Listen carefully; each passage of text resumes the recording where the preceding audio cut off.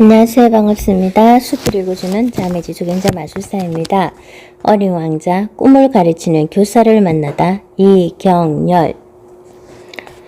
어린 왕자가 도착한 두 번째 별에는 책상과 의자, 칠판이 놓여 있었다. 어린 왕자가 가까이 다가갔을 때 칠판 옆에 콘 책상 앞에서 한 남자가 눈을 감고 앉아 있었다. 어린 왕자가 남자 앞에 멈춰서자 남자가 갑자기 눈을 번쩍 떴다. 죄송해요. 제가 주무시는 걸 방해한 건가요? 미안해. 어쩔 줄 모르며 어린 왕자가 말했다. 그러나 남자는 온화하게 말했다. 아니, 자고 있던 게 아니라 나를 만나고 있었던 거야. 어린 왕자는 주변을 둘러보았다. 그곳에는 남자와 자신 외에는 아무도 없었다. 네? 누굴 만났다고요? 그러자 남자가 빙그레 웃으며 설명했다. 눈을 감으면 내면의 나를 만날 수 있어. 눈을 감는다는 것은 내 마음을 들여다보는 거룩한 의식이야. 반대로 눈을 뜬다는 것은 사물을 통해 나를 들여다보라는 신호지. 눈을 감고 생각한다는 것은 눈을 감고 본다는 의미야. 마음의 눈을 통해서. 마음의 눈? 어린 왕자가 되물었다. 남자는 고개를 끄덕였다. 그러다 좋은 생각이 났다는 듯 어린 왕자에게 말했다. 너도 여기 앉아보렴? 남자는 어린 왕자를 건너편 책상 앞에 있는 작은 의자에 앉게 했다. 의자에 앉으며 어린 왕자가 말했다. 아저씨는 명상가시군요? 아니야, 나는 교사야. 여기는 학교란다. 아, 그렇군요. 어린 왕자가 주변 풍경을 둘러보며 고개를 끄덕였다. 교사는 이내 눈을 감고 말을 계속했다. 중요한 건 눈으로 볼 수 없기 때문에 이렇게 가끔 눈을 감아야 해. 눈을 뜨면 보이는 것에 의식이 가기 때문에 안 보이는 것은 잊히기 쉬운 법이지. 눈에 보이는 건 설사 아주 크게 보인다 해도 눈 감고 느끼는 것에 비하면 아주 작은 것에 불과하단다. 정말 중요한 건 눈으로 볼 수 없다. 교사는 어린 왕자에게 제안했다. 너도 나처럼 눈을 감아보렴? 어린 왕자는 그의 말에 따라 눈을 감았다. 조금 전까지 시야를 가두며 어떤 풍경은 사라지고 텅 빈 어둠만 다가왔다. 눈을 감으니 신기하게도 교사의 음성이 더욱 뚜렷하게 들려왔다. 사람들은 눈에 보이는 것만 중요하게 생각하고 보이는 것만 믿으려고 해. 그게 문제야. 눈에 보이는 것에 욕심을 부리면 절대로 채워지지 않거든. 영원히 채울 수 없지. 채우는 양보다 채우려는 욕심이 점점 더 커지기 때문이야.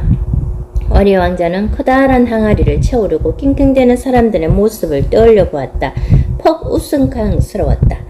사람들은 아주 간단한 것들을 너무 복잡하게 생각해. 먼저 비워야 채울 수 있다는 평범한 진리를 잘 몰랐어야. 자꾸 많이 채우려고만 할 뿐 욕심을 비울 생각을 하지 않거든. 그게 불행의 시작이라는 것도 알아채지 못했기 때문이야. 비우면 더 많이 가질 수 있다는 걸 잊고 있어. 하지만 가지면 가질수록 오히려 가질 수 있는 것이 적어지고 비우면 비울수록 많이 가질 수 있는 것이 자연의 이치란다. 교사는 잠시 말을 멈추다가 이렇게 말했다. 정말 중요한 건 눈으로 볼 수 없어. 어린 왕자는 자신도 모르게 교사의 말을 따라했다. 정말 중요한 건 눈으로 볼 수 없다.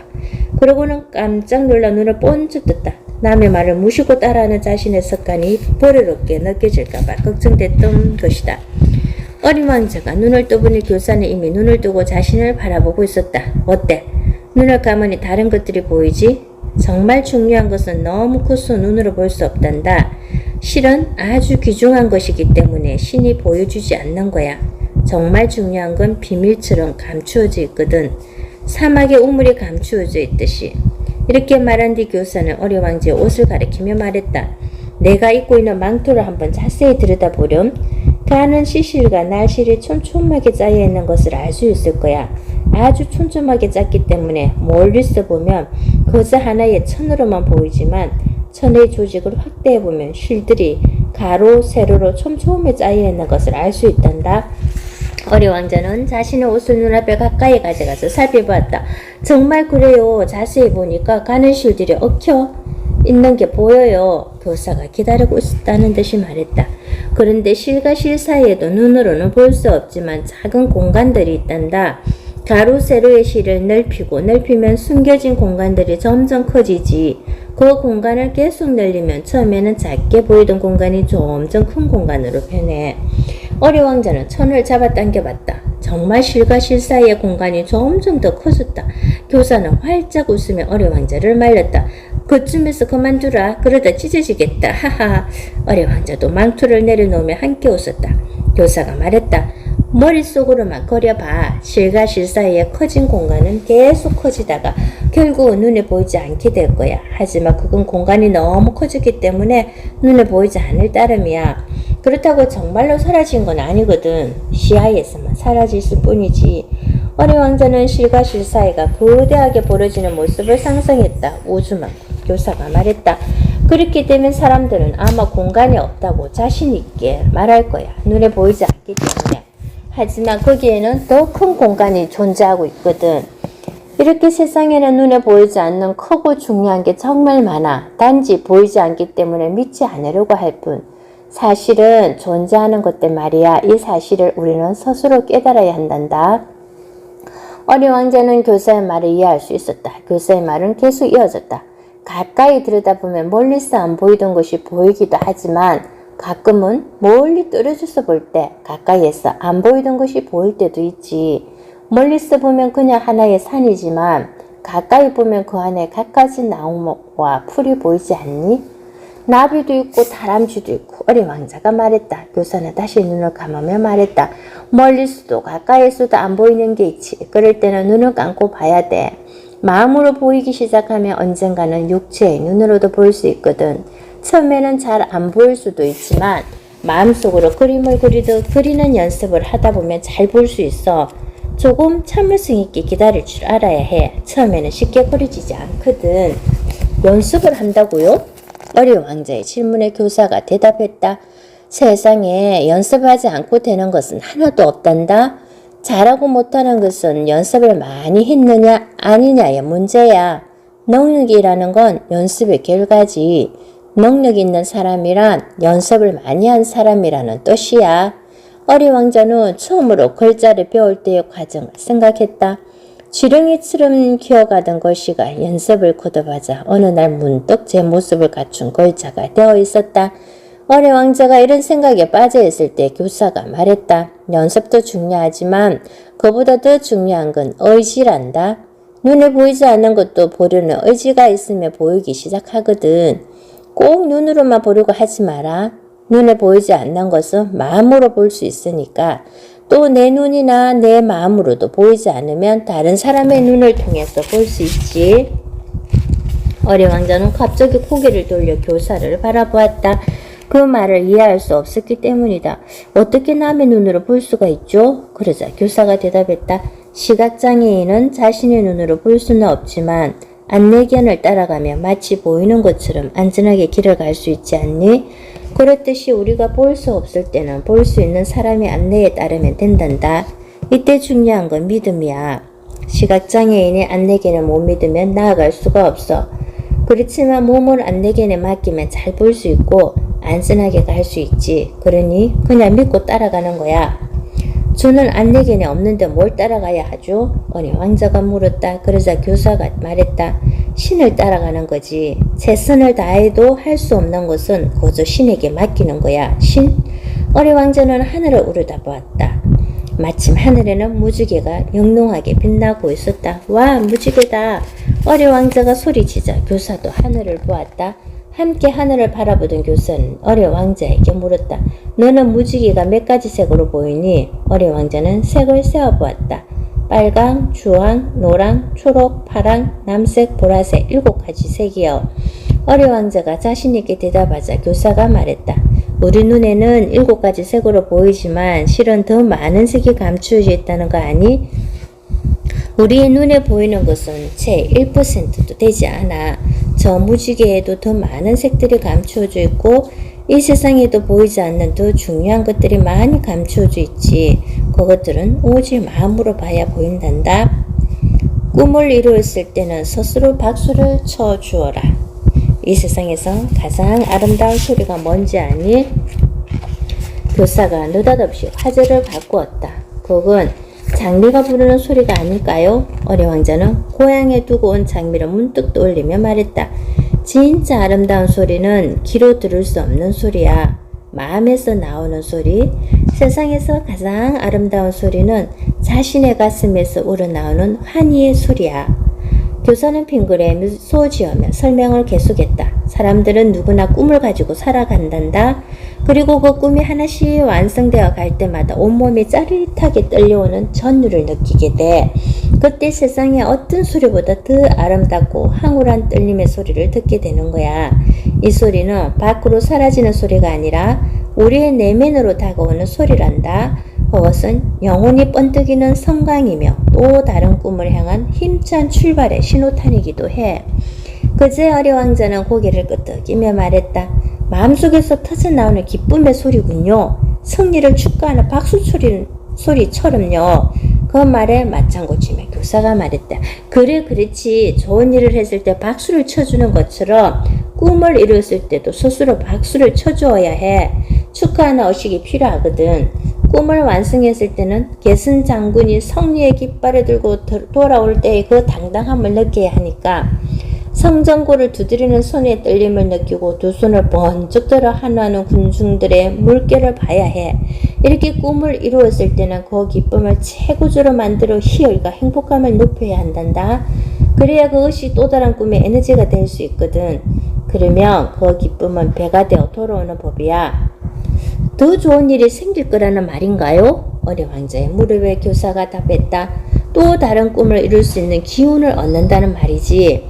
행복은 부나 명예를 쌓는 일이 아니라 꿈이 이루어지는 소리에 가만히 귀 기울이는 일에서 얻을 수 있는 거야. 꿈이 이루어졌을 때 짜릿하게 몸이 떨려오는 진동은 마음이 몸에게 보내는 감사의 선물이지. 꿈이 이루어지도록 수가 몸에게 마음이 고마워하며 보내는 사랑의 언어란다. 교사는 잠시 기도를 하듯 눈을 감았다 뜨며 말했다. 마음속 기쁨의 소리를 들은 다음에는 조용히 앉아 꿈에 대해 감사의 기도를 드려보렴. 꿈이 있어 이처럼 큰 행복을 얻게 되어 고맙습니다 하고 말이야. 꿈이 있어야 행복도 얻을 수 있겠군요. 어린 왕자가 이렇게 말하자 교사가 고개를 끄덕였다. 맞아. 꿈이 있는 사람은 언제나 눈에 에너지가 넘쳐 총기 있게 보인단다. 눈에 총기가 있다는 것은 하고 싶은 일, 평생을 두고 이루어야 할 소중한 꿈에 불타고 있다는 의미야. 목표가 있으면 열정이 시들지 않아. 나이가 들어도 그건 숫자에 불과해. 목표는 에너지, 발현질한다. 단지 꿈을 품는 것만으로도 에너지가 넘치나요? 어리 왕자가 물었다. 그러자 교사는 대답했다. 어머니가 뱃속에 아이를 잉태하는 것처럼 사람은 마음속에 꿈을 잉태하는 거야. 아이를 잉태한 사람은 오직 뱃속의 아이만 생각하지. 좋은 음식도, 좋은 음악도 들려주고 노래도 불러주고 먹는 것도 가려 먹어. 감기가 걸려도 약을 먹지 않고 술과 담배를 안 하는 것은 물론이거니와 좋은 생각만 하려고 노력하지. 이처럼 무엇을 잉태한 사람은 잘 낳기 위해 본능적으로 노력하게 되어 있어. 닭이 알을 품는 것처럼요. 어린 왕자가 초롱초롱한 눈빛으로 물었다. 교사는 그 말에 웃으며 말했다. 그렇구나. 닭도 알을 품으면 극도로 조심하지. 꿈을 잉태했을 때도 우리는 온 마음을 다해 꿈을 지켜야 해. 자칫 주의 타지 않으면 꿈을 유산할 수 있거든. 꿈이 완성될 때까지 몰입해서 순산할 수 있는 거란다. 어린 왕자는 닭처럼 꿈을 품고 있는 사람들의 모습을 상상하며 푹 하고 웃음을 터뜨렸다. 그때 교사가 말했다. 알을 품기 시작해서 부화할 때까지 21일 동안 어미닭은 절대 알을 떠나지 않아. 모이와 물도 최소한의 것만 먹지만 그래도 살아간단다. 사람도 꿈을 잉태하면 꿈 자체에 에너지가 생겨 적게 먹고도 살 수 있지. 꿈이 있는 사람은 절제된 생활로 자신을 통제하며 살아가니까. 하지만 꿈이 없는 사람은 폭식과 폭주를 하게 돼. 그래서 몸과 마음이 상하게 되지. 그런데 꿈이란 건 뭔가요? 어린 왕자는 아까부터 묻고 싶었던 질문을 했다. 교사는 먼 곳을 바라보던 눈을 아련하게 떠며 말했다. 그건 말이야. 작은 은행 아래 아름다리 은행나무가 살아 숨쉬듯 마음속에 숨어있는 거대한 열정의 씨앗 같은 거야. 이루고자 하는 희망의 결정체요. 간절히 오고 싶은 마음의 형태라고도 할 수 있지. 한마디로 정의 내리기는 어렵지만 삶의 보람과 환희, 기쁨이 숨어있는 보물이라고도 할 수 있단다. 그럼 꿈은 생각만 하면 저절로 이루어지나요? 어리 왕자가 눈을 빛내며 물었다. 아니야. 온 마음을 다해 몰입해야 이룰 수 있단다. 꿈의 씨앗을 트우기 위해 10가지 마음을 하나로 집중하는 것을 뜻을 세운다 라고 하지. 뜻을 세운다는 뜻의 한자 지자를 보면 동서남북으로 가려고 하는 10가지 마음을 하나로 집중하는 것을 일컫는데, 동쪽으로 갈까 서쪽으로 갈까 남쪽으로 갈까 북쪽으로 갈까 망설이는 마음을 하나로 통일해 전력을 다하는 게 뜻을 세우는 일임을 알려준단다. 에너지를 한 곳에 집중하는 거야. 목표라는 말로도 표현할 수 있는데, 목표라는 말의 한자를 풀어보면 바라보는 눈의 표지가 있다는 뜻이거든. 우왕좌왕하지 말고 한 곳을 바라보라는 의미지. 그런 뜻이 있었군요. 신기하네요. 교사는 아직도 할 이야기가 많은 듯 설명을 계속했다. 목표를 세우는 순간 마음은 뜨거워지기 시작한단다. 목표는 이름을 불러줄 때마다 에너지를 방출하지. 목표는 마치 꿈의 아들 같은 거야. 꿈은 신이 내게 보낸 연애 편지 같은 것이고 말이야. 사람들은 목표도 없이 기쁨을 추구하는데 그것처럼 어리석은 일도 없단다. 기쁨은 성취감의 선물이거든. 성취감은 목표의 산물이고 말이야. 목표 없이는 기쁨도 성취감도 얻기 어렵지. 교사는 조금 더 심각한 얼굴이 되어 말했다. 인생의 비전이나 목표를 세우지 않는다는 것은 죄를 짓고 있는 것이나 다름없어. 목표를 세우지 않는다는 것은 시간을 낭비한다는 의미이고 인생을 낭비하는 것과 같아. 인생을 허비한다는 것은 자신을 낳아준 부모님을 배신하는 행위이고 죄의 죄악 중에 죄악이란다. 어리 왕자는 죄라는 말에 몸이 움츠러들었다. 겁먹은 듯한 그 모습을 보며 교사가 한결 부드러운 음성으로 말했다. 우리에게는 인생을 성실히 살아야 할 권리와 의무가 있어. 그렇게 하기 위해서는 목표는 무척 중요하지만 그렇다고 항상 거창할 필요는 없단다. 인생의 목표처럼 길고 장기적인 목표도 있지만 순간의 목표도 필요하거든. 이를테면 공원을 산책하다 철봉 앞에서 무작정 턱걸이를 할 게 아니라 5개를 해야지 하고 목표를 정한 뒤에 하면 자신도 모르게 달성해야겠다는 에너지가 생기게 돼. 5개를 해낸 다음에는 성취감으로 기쁨을 맛보게 되고 말이야. 턱걸이를 잘 못하는 어리 왕자는 시무룩하게 물었다. 목표를 세우긴 했지만 5개를 다 못 채우면요? 그러자 교사가 미소 지으며 말했다. 설사 목표를 달성하지 못했다 해도 실망할 필요는 없어. 다시 도전해야겠다는 의지가 생기거든. 다시 도전에 성공하면 그 성취감은 배로 커지지. 목표는 이처럼 신비로운 힘을 지녔어.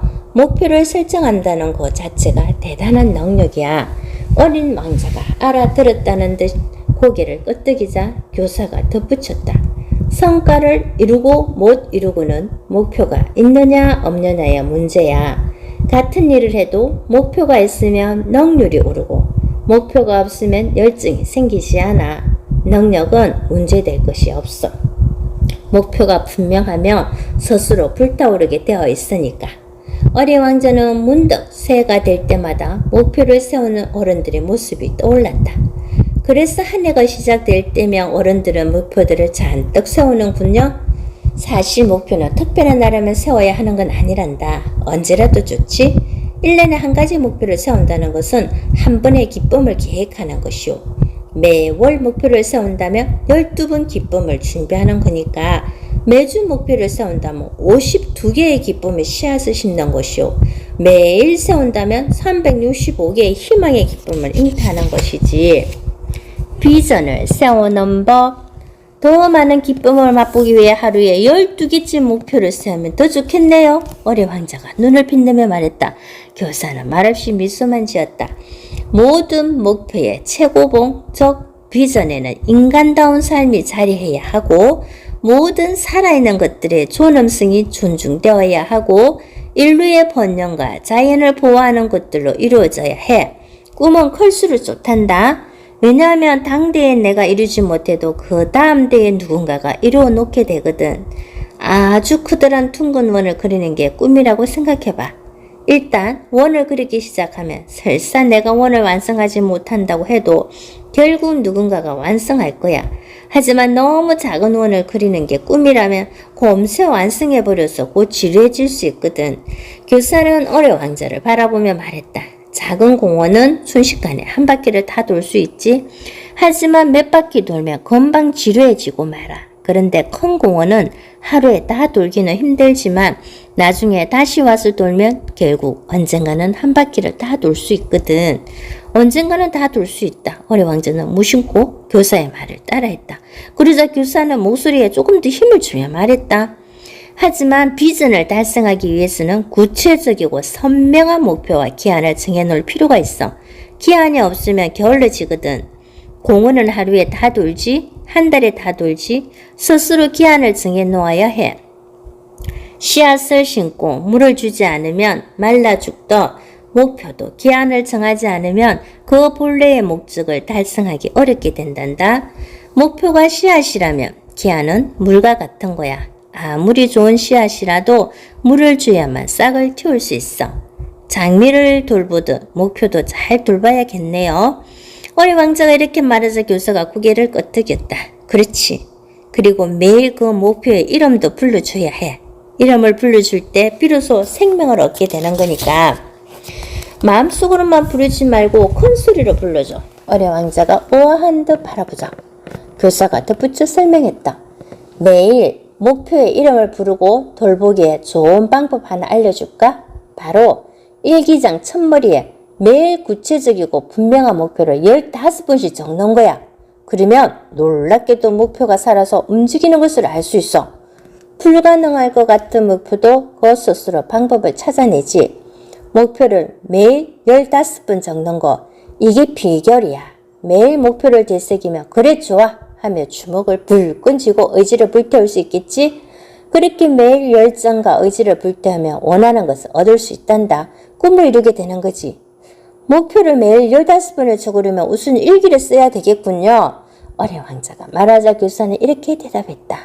일기라는 말보다는 나 만나 보기 아니면 일망찰기라는 말이 더 잘 어울릴 거야. 일기가 그날 있었던 사건이나 마음 상태를 잠들기 전에 기록하는 거라면 나 만나보기는 그날에 있었던 감사한 일들을 통해 성찰하고 내일의 계획이 멋지게 이루어지는 모습을 상상해서 글이나 그림으로 표현, 이 일들이 잠자는 동안에도 이루어지도록 기도하는 행위를 할 수 있어. 그리고 아침에 일어나 가만히 꿈속에서 이루어진 일들을 떠올리고 오늘 있을 일들이 멋지게 이루어진 모습을 다시 그려보는 거야. 나 만나보기를 쓰는 방법은 내일 일기를 오늘 미리 쓰는 거야. 그리고 다음날 미리 쓴 일기처럼 잘 진행되었는지 확인하는 절차를 밟아야 해. 매일 이렇게 하며 서두르거나 실수하는 일이 없게 되고 모든 일에 자신감이 생긴단다. 결국 나 만나보기는 하루 일기를 이틀에 걸쳐 쓰는 셈이군요. 어린 왕자가 목소리를 높여 말했다. 어린 왕자는 가슴이 뜨거워졌다. 할아버지가 주신 노트가 얼마나 소중한지 새삼 느끼게 되었기 때문이다. 어린 왕자는 노트를 꺼내 새로운 페이지에 글자를 써넣었다. 꿈! 어린 왕자는 교사에게 인사를 건넸다. 이제 또 다른 꿈을 찾아 다시 길을 떠나야 할 시간이었다.